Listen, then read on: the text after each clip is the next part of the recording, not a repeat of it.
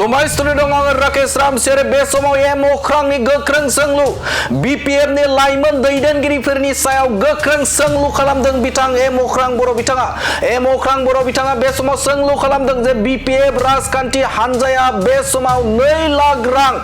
रांखौ बिथांमोना होफुंनो हायाखै एबा फेलें जादों बिथांमोननियाव मोनसे गोख्रों सोंलु खालामदों एम अख्रां बिथाङा बाथ्रा बुंथिनो एबा सोंलु खालामदों जे बे समाव 2 लाख रां बिथांमोना होदों बेनि स्किमनि मुंखौ सोरबा मिथियो नामा नोंथांमोना बे खौरांगिरिफोरा मिथियो नामा आरो बेनि फर्मखौ बहा मोनो बबेहाय एप्लाइ खालामो आरो बेनि स्किमनि मुङा मा होनानै गोख्रों सोंलु खालामदों एम अख्रां बिथाङा खौरांगिरिनि हेफाजाबजों बे समाव सोंलु खालामदों बिपिएफनि लाइमोन दैदेनगिरि बिथांमोनाव जे बे समाव बिथांमोननि स्किम जायखौ बिथांमोना 2 लाख लाइमोनफोरनो होदों होननानै बाथ्रा बुंथिदोंमोन बिथांमोना बे समाव 2 लाख रां होनायनि स्किमनि मुङा मा बे लाइमोनफोरनो होनायनि स्किमनि मुङा मा आरो बेनि थाखाय एप्लाइनि थाखाय फर्मा बबेहाय मोनो सोरबा नुदों नामा बेनि एप्लाइनि फर्मखौ होनानै सोंलु खालामदों आरो बे समाव एप्लाइखौ बहा खालामो आरो माबोरै मोननो हायो बेनि क्राइटेरिया मा होनानै सोंलु खालामदों बिथां एम अख्रां बिथांनिफ्राय गोख्रों सोंलु लाइमोन दैदेनगिरि बिपिएफनि लाइमोन दैदेनगिरि जाय बिथांमोना 2 लाख रांखौ होदों होननानै बाथ्रा बुंग्रा लाइमोन दैदेनगिरिफोरनियाव सोंलु खालामदों बिथांमोना 2 लाख रां होनायखौनो बिथांमोना होफुंनो हायाखै बिथांमोना 2 लाख रांखौ जुदि बिथांमोना होदोंब्ला बे समाव बेनि स्किमनि मुङा मा आरो फर्मखौ बहा मोनो सोरबाफोर नुदों नामा बे फर्मखौ होनानै सोंलु खालामदों बिथां एम अख्रां बिथाङा बाथ्रा बुंथिदों जे बेखौ मोननो थाखाय लाइमोनफोरा माबायदि क्राइटेरिया एबा माबायदि बेनि थाखाय क्वालिफाइड जानांगोन होननानै बाथ्रा एबा सोंलु खालामदों बिथां लाइमोन दैदेनगिरि एम अख्रां बिथांनिफ्राय गोख्रों सोंलु खालामदों जे बे समाव लाइमोन दैदेनगिरि बिपिएफनि लाइमोन दैदेनगिरि बिथांमोना बे समाव थगायदों गावसोरनि सेला बेलाखौ एबा गावसोरनि दैदेनगिरिफोरखौसो बे समाव 2 लाख रांखौ राननानै जादों होननानै बाथ्रा एबा अजद होदों बिथां एम अख्रां बिथाङा आरो बे राननाया थारैनो बिथांमोननिया जाफुंसाराखै आरो बिथांमोना बे 2 लाख रां राननायखौ बे समाव बिथांमोना मावफुंनायाव फेलें जादों आरो बिथांमोना आरोबाव मा हाबा मावगोन होननानै बाथ्रा बुंथिदों बिथां एम अख्रां बिथाङा बाथ्रा बुंथिदों जे इउपिपिएल राजखान्थि हानजाया जोबोदनो मोनसे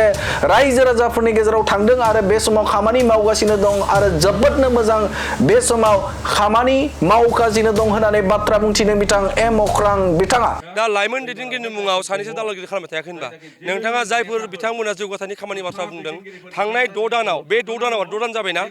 बे 6 दानाव जेनेबा हमना ला बिपिएफआ हाग्रामा महिलारि बिथाङा बुंदोंमोन मा 100 क्रर होगोन लाइमोनफोरनो मानो थाखाय होगोन बिथाङाबो सियर नंखायामोन बिथाङा खुनु सियर माबा गैखाया थेवबो बिथाङा जेनेबा इनिसियेटिभ मोनसे लाबाय आं बेखौ माबा खालामगोन बेखौ आङो एप्रिसियेट खालामगोन नाथाय बे 56 मानसिनो बिबान होबाय नोंथांमोननि चिरां डिस्ट्रिक्टआव कास्टम बसुमतारी सासेनो होबाय कास्टमखौथ' बयबो मिथिगौ आगोल एबसुनिमोन मोनसे समाव हाग्रामा महिलारिखौ सान हर रायोमोन नङा बिनि उनाव क'क्राझाराव होबाय प्रहलाद ब्रह्मआ सोरमोन प्रमिला रानी ब्रह्म बायदि सासे बर'नि जों पलिटिकेलि मा पार्टियाव दङ मा गैया बे आलदा बाथ्रा नाथाय बर' हारियाव जा बिहोम होदों प्रमिला रानी ब्रह्मआ बेखौ सोरबा नासयनो हागोन नामा बेबायदि प्रमिला रानी बर'खौ खोनासंथाय सोदोबजों जाय मानसिया रायग्रा बिनि उनाव इउथ बिपिएफनो सासे दङ रिनजय होनाय जाय धोरोमनि मुङाव नोंथांमोना अडिअ क्लिपखौ मोनजोबाखै होनदां आं होनो नाजागोन जाय धोरोमनि नामाव बर' हारिखौ गावस्रा होनो नाजाग्रा सासे मानसि बेबायदि मानसिया दिनै बिपिएफनि लाइमोन दैदेनगिरि इउथ बिपिएफनि प्रेसिडेन्ट बेनि उनाव नोंथांमोना नायदो कामाल आजाद होननाय सासे दं उदालगुरियाव कामाल आजादा मोनसे समाव हाग्रामाखौ अयथासार रायग्रा मानसि जेसेबां मानसि हाग्रामाखौ रायोमोन मोनसे समाव गाज्रि बिसोर दिनै बेफोर खामानिखौ मावगासिनो दङ दा बे नोंथाङा जेखौ बुंदों लाइमोनफोरनि बाथ्रा बुंदों लाइमोनफोरनि बे स्किमखौ मा खालामखो बे 100 क्ररखौनो जेब्ला बे 5-6 जन लाइमोन दैदेनगिरिया मोजाङै राननो हायासै बिसोर मा मोजां खामानि मावबोगोन बे लाइमोननि थाखाय जा स्किम बे स्किमनि मुङा मामोन सोरबा मिथिगौ नोंथांमोना मिथिगौ नोंथांमोनाथ' मिडियानि मानसि मिथिया नङा होनबा बेनि क्राइटेरिया मा सोरबा मिथिगौ बेनि फर्मखौ बहा मोनो सोरबा मिथिगौ बेनि अनलाइन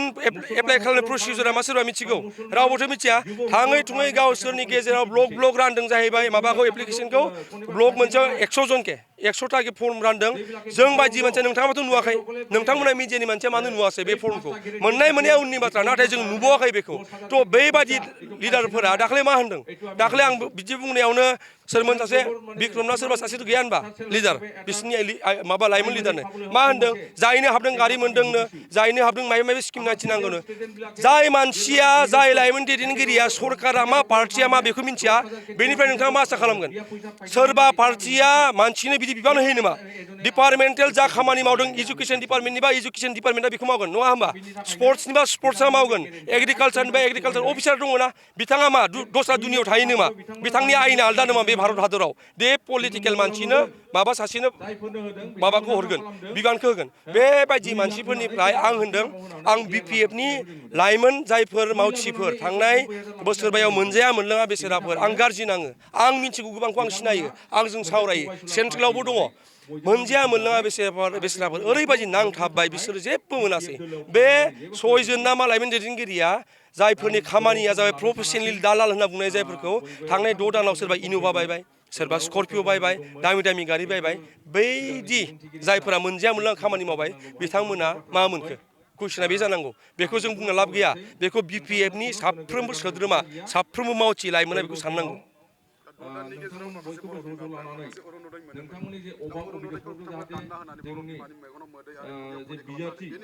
बे जाबाय सुबुंथिनि बेरेखा मिथिबायना नङा बे सुबुंथिनि बेरेखा नङा होनबा जोंनि बर'ल' नङा बयनिबो दानदों दाखालि बय BJPनि 1000 मानसिया BJP क'क्राझाराव धरना होदों बिनि बेरेखायै बे सुबुंथिनि बेरेखा नङा होनबा नों हायोबा एक्ट खालामबाव गोदान सोबाव मोनखानायखौ मानो दानदों नोङो बेथ' बिराद गाज्रि बाथ्रा आरो दा बे जिनिसानो मोनसे कनफिउज जादों मानसिफोरा बिसोर दाननो हायो नामा होननाय नङा बेथ' स्टेट स्किम मोनसे बेखौ MLA डिसाइड खालामगोन बेखायनो रायजोफोरा गोनो गोथो जानांगौ जेबो गैया आरो बैफोरनि बेरेखा खालामनो थाखायनोथ' बैफोरबायदि इमबेलेन्स जागासिनो सानैसोआ जाबायदि डिक्टेटरशिप सुरु खालामदोंना बे डिक्टेटरशिपखौ